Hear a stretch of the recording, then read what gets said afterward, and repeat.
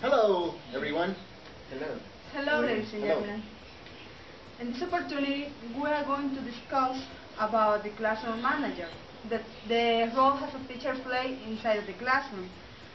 In this occasion, I have the company of Luis Vides, Fidel Cruz, Jose Hernandez, Milagro Franco.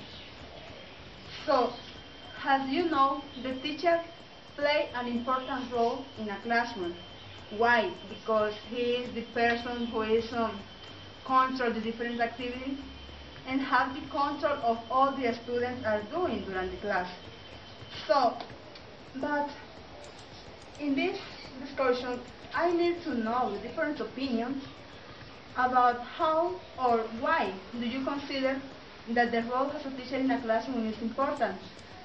Luis, as a teacher, why is it important to be knowledgeable about the different teacher roles in a classroom? Because as a teacher and as a practicing teacher myself, I believe that a teacher is more than just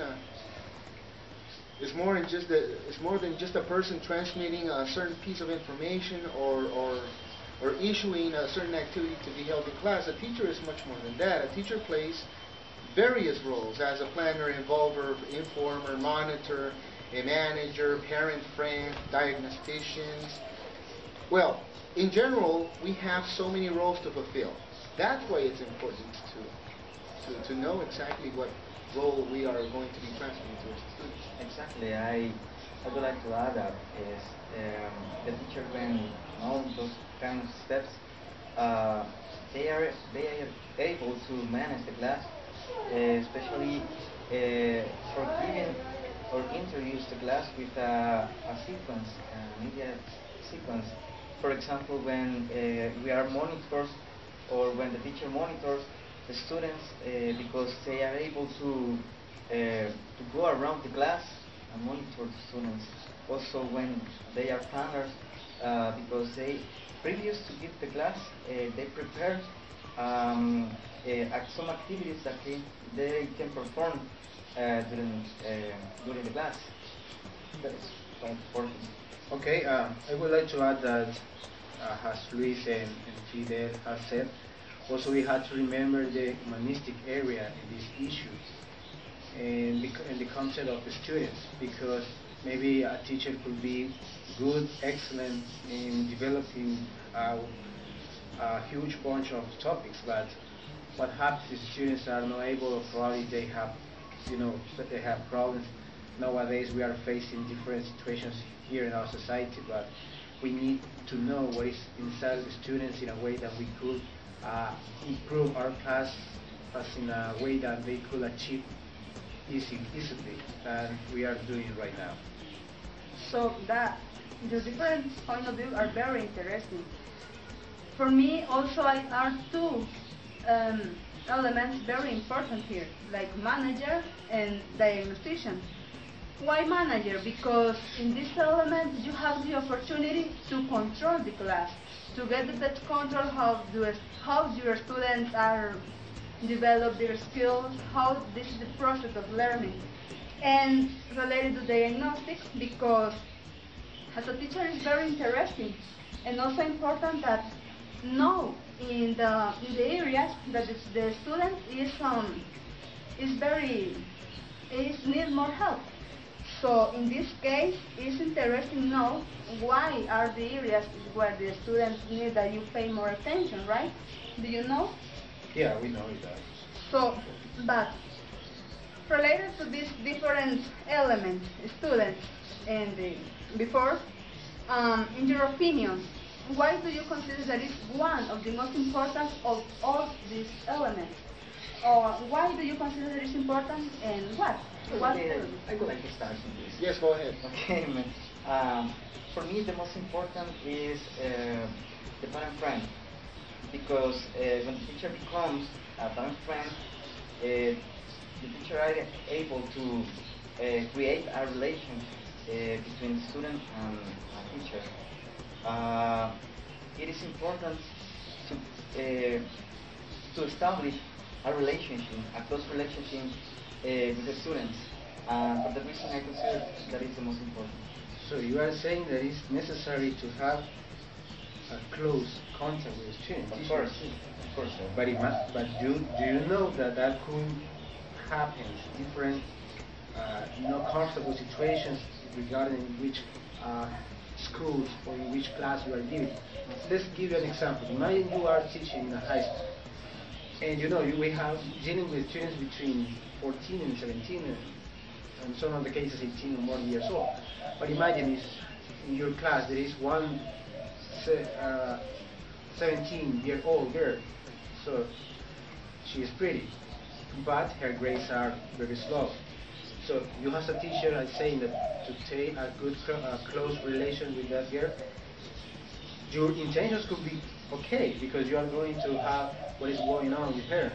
But what happens? Imagine you say to her, okay, stop, wait for me at the end of the class. We have to talk. Imagine you are with her talking about probably her problems in the case. But imagine if someone else is walking outside of the classroom and see you talking with that girl, probably that guy who think another situation. So that's a very common problem. And I think the parents are in fact the who has to manage these situations because they are responsible for the children. So they have to take that position, and also the teacher is. I'm not saying that the teacher is a part of this, a bar, this offense between students and teachers, but we have to give the parents the priority in this case. That's what I think.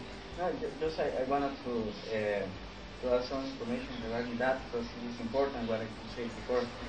I consider that that specific case, we as a teacher, we are professionals. Okay. If we are working in institutions because we are getting that position. So really, what we have to do in those cases is give instructions to the girl with a witness. Okay. So I'm totally agree with Fidel, but not with you, Jose. Why?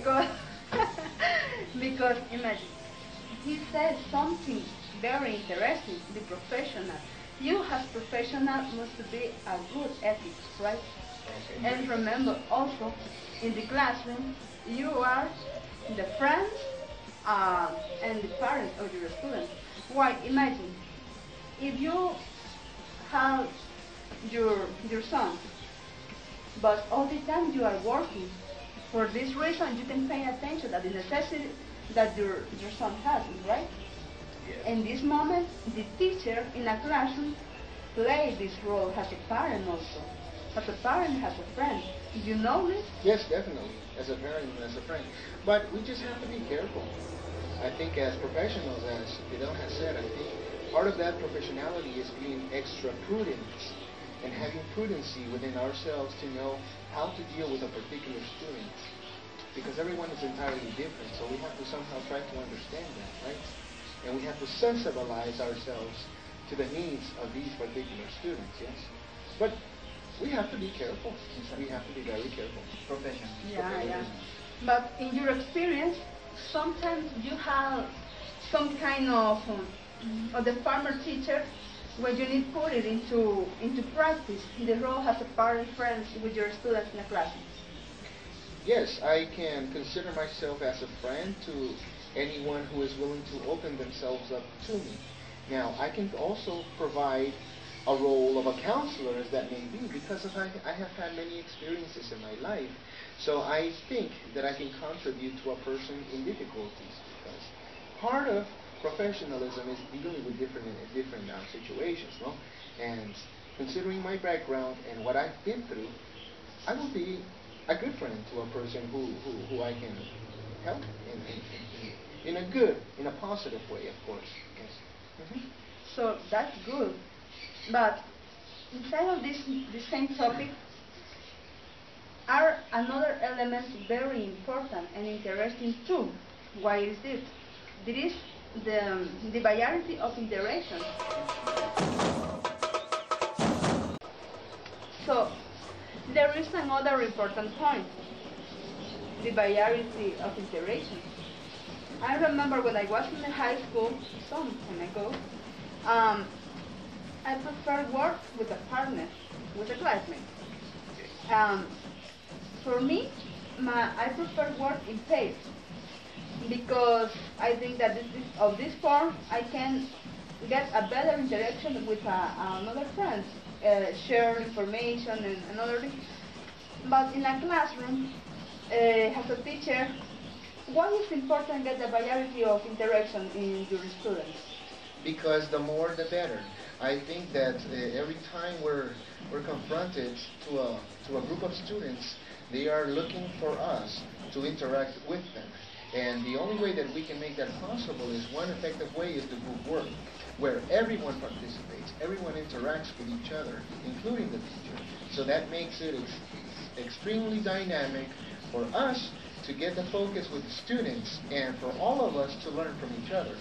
Group work activity is one that I highly recommend because it gives everyone the opportunity to express themselves and to use the language to their own benefit, but for us to also understand if they're having difficulties or if they're at the level where they are supposed to be. So it's a good way to learn from their students. And we can include in this the second opinions. Second opinions are fine because we also need to understand what the perspective is from that other end, right? Okay. Because not only is it positive criticism, but we can also highlight any difficulties that the students may be having, so we have to be extra careful with them. Yes, absolutely. The variety is okay, but in a case I prefer to work in individual activity because as a teacher you can realize what is the process of each student applying the activities. You can focus on those issues that the student have. For the reason I prefer the individual.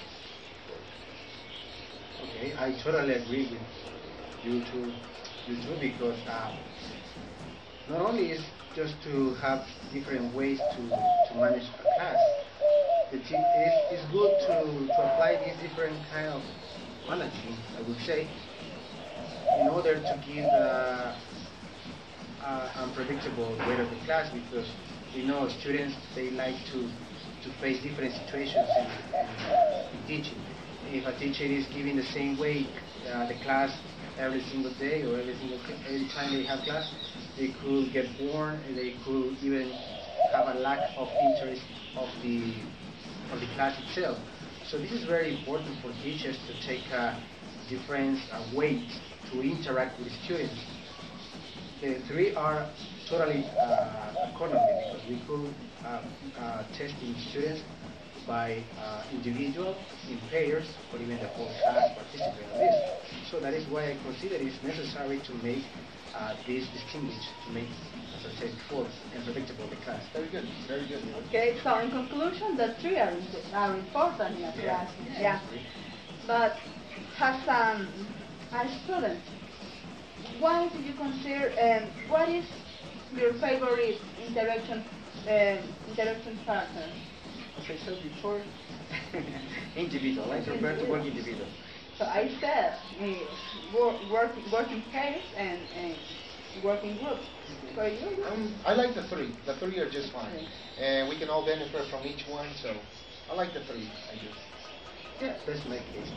Even I would prefer the whole class because if you are having this activity where all the class is participating, not only the student who is asking you will resolve their problems, also the rest of the class probably they may have the same questions that this guy, so in order they could find out everyone the answer for just one question is very useful. Also in the individual case, we know when the teacher had to find out in a straight way which students is giving you different topics and grades, and you will identify who could needs some help in getting grades and who has a good average, and even you could use these students to help those guys who needs help to get in the class. So all those elements are very important. But as we talked at the first of this panel, we make mention about an important element that was the monitor.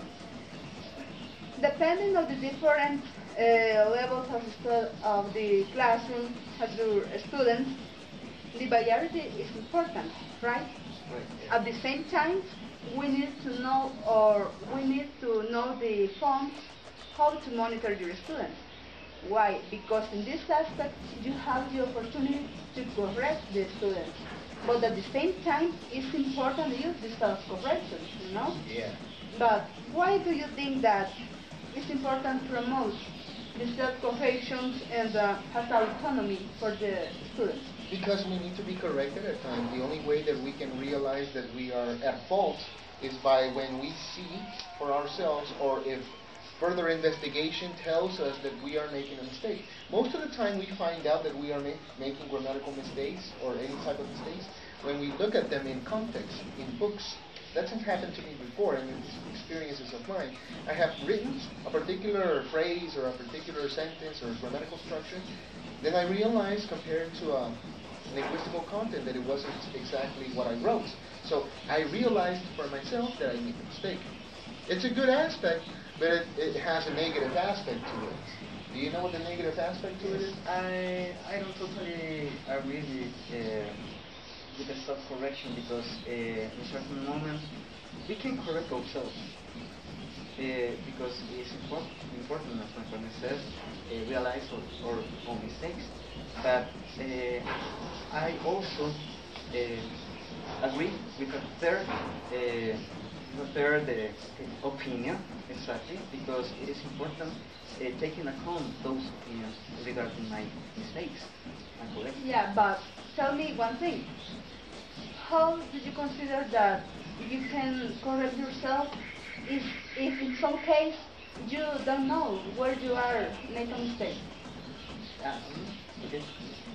No, well, I would say that, as we said, you need to self-correction by yourself. It's okay, but as Fidel has said it before, we need a third option, because maybe you could auto-correct you over and over again, but you have to be open-minded, because you need to know or to accept when you are wrong, and someone tell you, hey, okay, you need to change this and this and this, and you have to be like democracy. So you have to accept mistakes, and also to try to collect in future when someone will ask you, because no one knows when some students will have the same option that you have before, and you have to help that students in a way they could solve their problems. That's right. Okay, excellent. Thank you.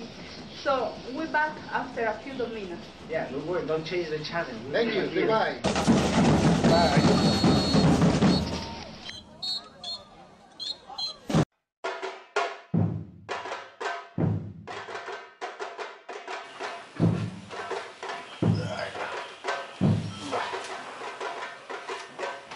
Okay, so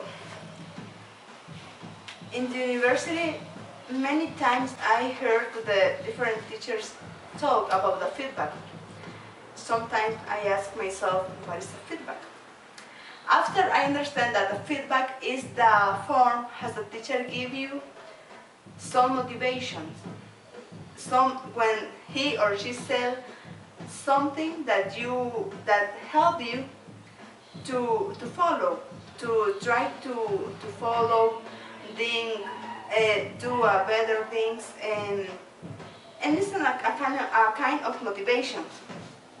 But you consider that a feedback is important in a classroom, or it's only a simple thing that the teacher can say to you for try that you do a better thing for the next. No, not at all. I think that everything that the teacher says during the classroom setting is based on the learning itself. Now, the comment may be just a feedback, but what is a feedback? It's basically information given by the teacher about the learning. So, that feedback can either be positive or negative. Now, I remember a teacher giving me, I will talk about this personal experience I had about positive feedback. The focus of this particular feedback was to work with the language, language structure, language development. So it was the structure of the language itself, how to properly and appropriately transmit the idea. And the teacher told me that the level of fluency that I have is above normal to what a student at my level would have. So I took that feedback as constructive criticism, where it motivated me to become better. You know, if I am good in with the language as far as the fluency competence is concerned, then I want to make myself better. So this particular feedback made me motivated me to increase my vocabulary, to transmit messages that are more complex and more advanced, so that people can understand what I say. Now, the purpose of this particular feedback was to motivate me to continue and learning more. If I'm good, to get better. Okay, I think that regarding to this example, Luis, the purpose, as you said before, of a feedback is encourage the strengths of the learner, of the students, also the improvement points that they have, and also your weaknesses. It is important. All those particular points makes a feedback positive. Yeah. So that's for me. That's for me. A feedback. And you, Jose, sometimes you receive that kind of feedback in the high school, in the university, or in your personal life from special person, your family, whatever. I would like to share this. Well, I have received many feedbacks. They even are good or negative.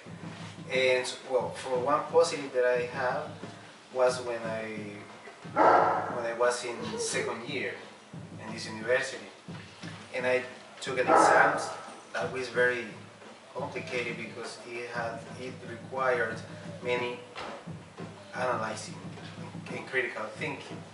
So I studied very hard for this exam, and the day when the teacher gave us the paper back, there is one section that is about the establish your point of view for different aspects that we were discussing in class. So in that case, in that part, I got perfect score, and the teacher wrote me on the paper outstanding. When I received my paper and I saw this work, it motivated a lot, because I could see how my own sacrifice that I had been doing before taking the exam was very satisfying, even for the teacher and for me as well. And I think that is why I feel very motivated, because he recognized my progress in this point. That's good, because in this case the teacher was encouraged your abilities, right? So that is important, because the purpose, I think, that the teacher was improve and motivate you that you do a better things. He knows that you has a good capacity to develop a better forms that thing that you are doing this moment, right? So this say that the feedback is very important in a classroom, because it's the form we as students feel motivated to continue, right? And the teacher played an important role in this, because he must to motivate the students, and of this form the students feel more comfortable in the classroom and with major attention, because he tried to do the better things for the students, for the teacher can say it again, a good feedback, no?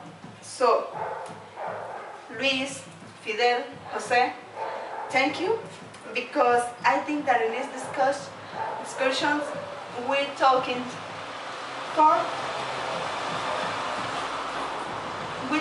about 4 important topics as a teacher in a classroom.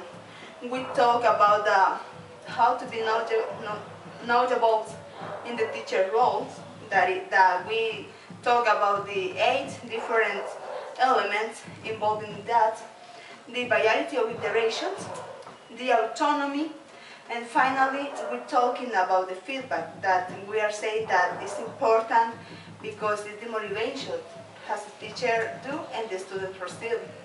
So this was our panel. We hope that this information be very important and interesting for you, and we hope also that they can serve as a motivation to follow it and try to do a better job in the different areas about we was talking. Thank you so much for your attention, and we hope to see again another panel discussion. Thank you so much. Okay, thank you. Thank you. Bye. Thank you. Bye. Okay.